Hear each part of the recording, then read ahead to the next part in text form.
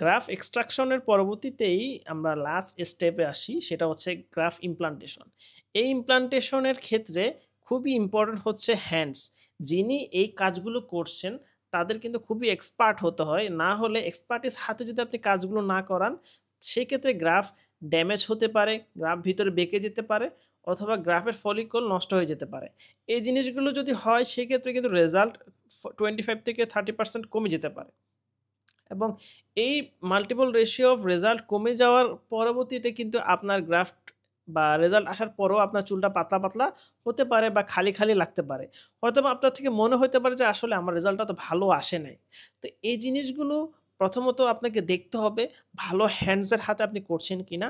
দ্বিতীয়ত আপনি ভা আপনি ভালো ক্লিনিক বেছে নিয়েছেন কিনা। তো আসা যাক, আমি ইমপ্লান্টেশন এর কথা বলছিলাম। ইমপ্লান্টেশনটা হচ্ছে একটা একটা টুলের মাধ্যমে করা হয় যেটা কিপ ইমপ্লান্টার অথবা ফরসেপ ইমপ্লান্টার। এই ইমপ্লান্টারের সহায়তায় আমরা এক্সট্রাক্টকৃত গ্রাফগুলোকে, অর্থাৎ আমি যে গ্রাফগুলোকে পাঞ্চিং মোটর সহায়তায় এক্সট্রাক্ট করে রেখেছি সেই গ্রাফগুলোকে যখন আদার স্টাফরা গুছিয়ে রেখেছেন, তাদের এই গ্রাফগুলোকে আমরা সময় ধরে, ধরে আস্তে, আস্তে ইমপ্লান্ট করে থাকি ইমপ্লান্টারের সহায়তায় বা ফরসেপের সহায়তায়।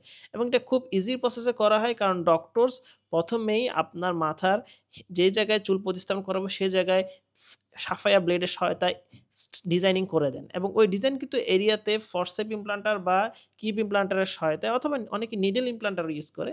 এই টুলসগুলোর সহায়তায় ইমপ্লান্টেশন করা হয়।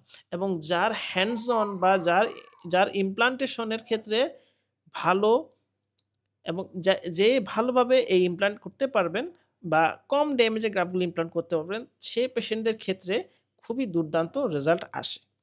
সেক্ষেত্রে আমি আবারও বলছি, এক্সপার্টিস হাতে এবং এক্সপেরিয়েন্স ডক্টরের হাতে যদি আপনি হেয়ার ডিজাইনিং এবং গ্রাফ ইমপ্লান্টেশন করান, সেক্ষেত্রে আপনার রেজাল্ট ভালো আসার সম্ভাবনা অনেকটাখানি বেড়ে যায়। তো অবশ্যই যারা এই জিনিসগুলো নিয়ে ইন্টারেস্টেড, চুল প্রতিস্থাপন নিয়ে ইন্টারেস্টেড এবং চুল প্রতিস্থাপন করতে চাচ্ছেন, কনফিউশনে আছেন, আপনার কনফিউশন দূর করার জন্য আপনি চাইলে নিচের নাম্বারে যোগাযোগ করতে পারেন অথবা ক্লিনিকে এসে সরাসরি ভিজিট করতে পারেন।